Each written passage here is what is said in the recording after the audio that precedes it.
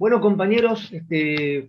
estamos acá con los compañeros de la Secretaría de Salud y un invitado, en verdad dos, pero bueno, estamos teniendo algún problema de conexión, que son compañeros muy importantes que vienen del campo de la salud mental. Nosotros estamos orientados a la jornada de fortalecimiento y capacitación de los delegados, que son un paradigma del SUTEBA Matanza, en la tradición de luchas docentes y populares de los trabajadores de nuestro querido distrito. Por eso hoy está con nosotros Hernán Skorofit, que es un psicoanalista que forma parte del trabajo educativo de la ciudad de Buenos Aires, como también de la comisión interna de un reconocido sindicato universitario que es la AGD-UBA, de la comisión interna de la propia Facultad de Psicología. Con él y con Hugo Poyola, que es un compañero de muchos años, psicólogo social de la sala Néstor Chino Oliveri, de acá del kilómetro 28 de La Matanza, vamos a tratar de sacarles lo mejor que ellos tienen como profesionales para aportar en esta coyuntura histórica que está atravesando la humanidad y que atenta a lo que es la salud, pero sobre todo la libertad de organización y los aspectos más democráticos que tienen que ver con los intereses y los programas de lucha de la clase obrera a nivel mundial y de los docentes. Esta jornada es para fortalecer a los delegados en los aspectos de la salud mental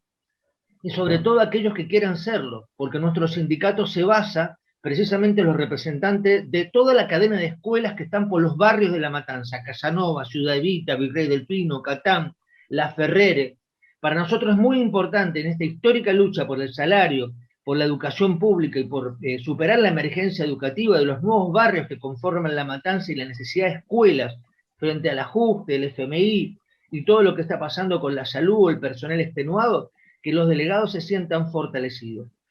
Previamente hicimos otras entrevistas que tuvieron que ver con la salud pública, el idioma, las vacunas, los debates a nivel internacional y los conflictos que hay de las diversas potencias imperialistas, donde numerosas partes de nuestro planeta, o continentes enteros como el africano, ven retrasadas esta necesidad de las vacunas, para lograr este efecto rebaño y que no termine habiendo este proceso de devastación que está viviendo la humanidad con los cerca de 3 millones de muertos a nivel mundial. Por eso le damos la bienvenida a Hernán y, bueno, nosotros te acercamos a Hernán una serie de preguntas junto con Hugo Poyola, que básicamente las puedes ir ordenando de acuerdo a cómo podamos ir mechando nosotros en la dinámica de esta entrevista para los delegados. En cuanto a lo general, primera pregunta, ¿cómo afecta la pandemia a la salud mental? La segunda pregunta, ¿la salud mental para un delegado tiene una especificidad? ¿Se diferencia de otra persona que no es delegado y no tiene que asumir estas tareas de responsabilidad? Otra pregunta, las condiciones subjetivas, las condiciones, la predisposición anímica que tiene un delegado, muchas veces es algo muy importante para incentivar y hacer consciente a la hora de una responsabilidad muy grande de un representante de escuelas que tiene que estar en distintos ámbitos, dentro de la escuela, con toda la heterogeneidad que significa esto, frente a los equipos directivos que muchas veces son presionados por las correas de transmisión jerárquica de las autoridades jerárquicas sobre lo que significa dar clase como sea, y lo que son las lides propias de la condición democrática pretendida de un sindicato en los debates, en las reuniones de delegados, los plenarios, las asambleas, y nuestra lucha por un sindicato clasista, independiente de los trabajadores frente a los justos de los gobiernos, en el SUTEBA, que ustedes saben que nosotros en esto tenemos una garantía legítima de una gran disputa que todo el mundo conoce y que encierra un aspecto esencialmente democrático. Por último, preguntas que tienen que ver con los caminos a reconocer, de lo que tenga que ver con el grupo operativo que debe tener un delegado, a propósito de la teoría de Pillon-Revier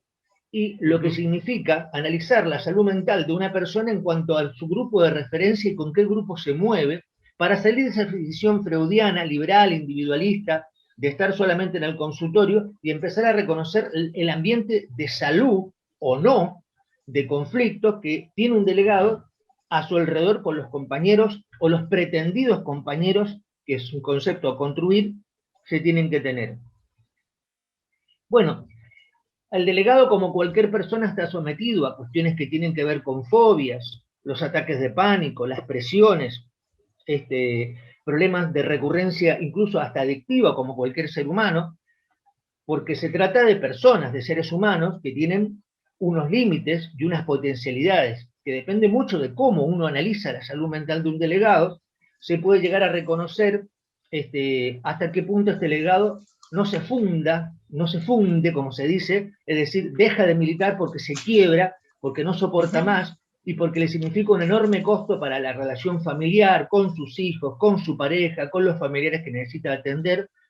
sobre la tarea de responsabilidad de representar a los compañeros. Y por último, la pregunta que tiene que ver cómo definir lo que es la contingencia, ¿no? Las adversidades, es decir, un delegado es un compañero que tiene que prepararse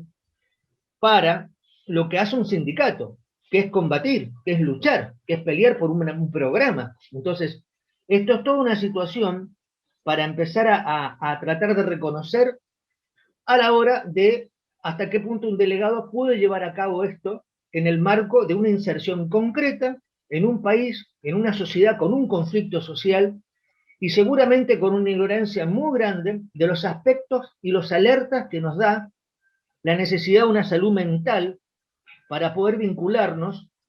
siempre en esta necesidad de lucha, pero vivir mientras tanto y poder tener un proyecto personal e insertado, porque de lo que se trata es de ser más humanos, de ser solidarios, de ser justicieros frente al oprobio, a la represión, a la persecución y a todos los vejámenes que en nuestra sociedad capitalista sufren los que se ponen enfrente y dicen basta. Bueno, perdóname, Hernán, dije todas las preguntas, pero empieza por donde te parezca y vamos amenizando un intercambio entre nosotros hasta que pueda conectarse Huguito Poyola. Te escuchamos.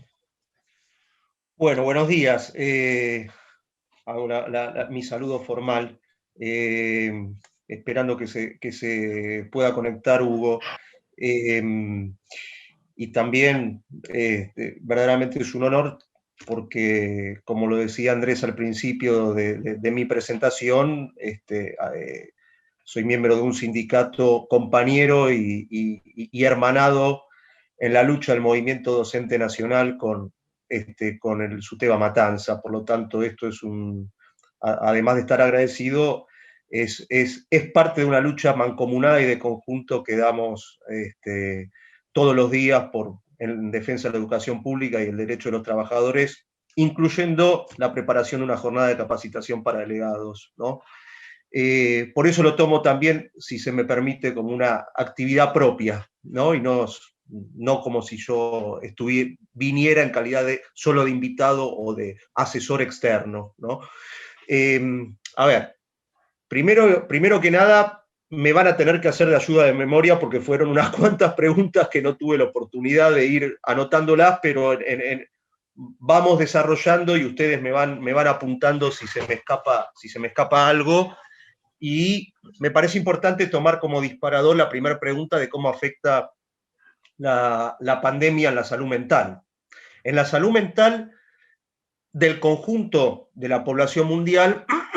y en la salud mental quizás también haciendo un análisis más específico, como lo estoy haciendo y estoy publicando algunos artículos y textos, en la clase trabajadora e inclusive dentro de los docentes, porque yo también soy docente. A ver, primero y principal, por supuesto que la pandemia está desde que se ha instalado como un cuadro mundial y como un fenómeno mundial y que ya no es simplemente una crisis o una catástrofe sanitaria, sino que también, digamos, ha sacado de relieve todos los aspectos más catastróficos del régimen capitalista mundial desde el punto de vista social y humano. está teniendo una incidencia y un impacto muy importante en la salud mental de la población mundial. Primero y principal desde un punto de vista, si se quiere, epidemiológico, tanto que ahora se habla de epidemiología y donde la epidemiología,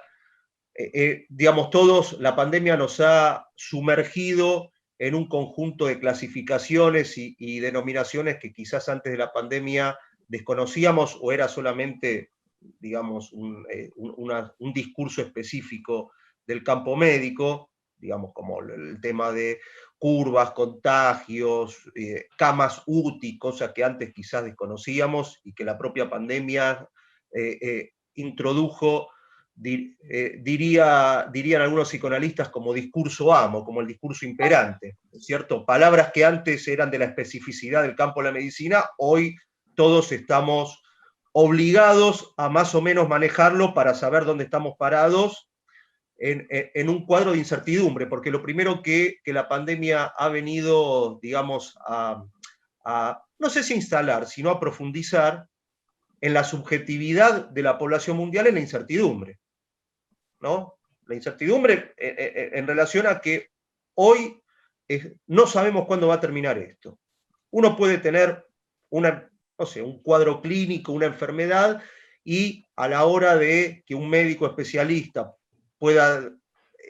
más o menos hipotetizar un pronóstico, lo que en la medicina se llama un pronóstico, en base a un diagnóstico, y dice, bueno, tendrá para 2 semanas, 10 días de esto, tómese este remedio, hacemos este tratamiento y se va a ir aliviando. La pandemia al día de hoy no nos permite poder planificar a largo plazo, diríamos, cuestiones de nuestras vidas o nuestra vida misma, ¿no? Hay cosas que se ha instalado una incertidumbre de proyecciones a largo plazo, lo cual toda incertidumbre viene de la mano de la angustia. La incertidumbre nos angustia, porque no sabemos qué va a pasar. Y bajo un cuadro de incertidumbres y de angustias, por supuesto que esto tiene una afección de lleno, ya no solamente en la salud mental, en el sentido de que podríamos, epidemiológicamente hablando, y esto está ocurriendo, a pesar que lamentablemente en nuestro país existe una Ley Nacional de Salud Mental y una Dirección Nacional de Salud Mental, pero que a mi modo de ver las cosas, sus medidas y políticas de abordaje de los problemas de la salud mental a partir de la pandemia han sido escasos o directamente nulos, porque no hay un relevamiento en salud mental de algún organismo sanitario oficial sobre qué está pasando con la población a partir de la pandemia. No lo hay, no existe. O sea, hay relevamientos, investigaciones de otros organismos, de fundaciones, del CONICET, pero hoy, al día de hoy, el Ministerio de Salud de la Nación y la Dirección Nacional de Salud Mental no nos ha dicho qué pasa con la población en el campo de la salud mental desde que empezó la pandemia, ¿no? Esto hay que decirlo. Ahora, cuando se instala un cuadro de incertidumbre y de angustia en la población frente a un fenómeno disruptivo, porque un mes antes de que se inicie la pandemia en nuestro país, la pandemia era algo lejano, que ocurría en China, donde está el mito del famoso paciente cero que habrá tomado una sopa de murciélago o de no sé qué animal en un mercado de Wuhan en China, y a partir de ahí se iniciaron los contagios. Después de China empezó a estar en Europa, en Estados Unidos. Parecía que acá nunca iba a llegar. Inclusive recordarán la famosa frase polémica del por entonces ministro de Salud, Ginés González García, antes que ingrese la pandemia a nuestro país, que dijo, no va a venir, falta para que venga. El problema hoy es el dengue y no el COVID. Hasta que llegó el COVID, ¿no? Y ahí, bueno, fue un fenómeno disruptivo donde a ciencia cierta, un mes antes nadie se imaginaba cómo se iban a transformar nuestras vidas y que íbamos a estar inmersos en un cuadro de incertidumbre, y como decía, toda incertidumbre trae aparejado una angustia. No lo digo en términos clínicos, lo digo en el sentido más laxo del término angustia, ¿no? Porque no sabemos qué va a pasar. Y siempre la angustia está vinculada con la muerte. No me quiero poner en términos filosofales, porque la angustia también es una categoría no solamente muy trabajada en el campo de la salud mental y del psicoanálisis, sino de la propia filosofía, sino Heidegger no hubiera existido, Kierkegaard no hubiera existido y otros autores no hubieran existido, pero siempre la angustia tiene que ver con la finitud de la vida, porque no es fácil asumir que vinimos a esta vida y la vida no es eterna. Ahora bien, frente a un cuadro como el que se impuso a partir de la pandemia, esto ha traído una modificación y una modificación y una especie de resubjetivación.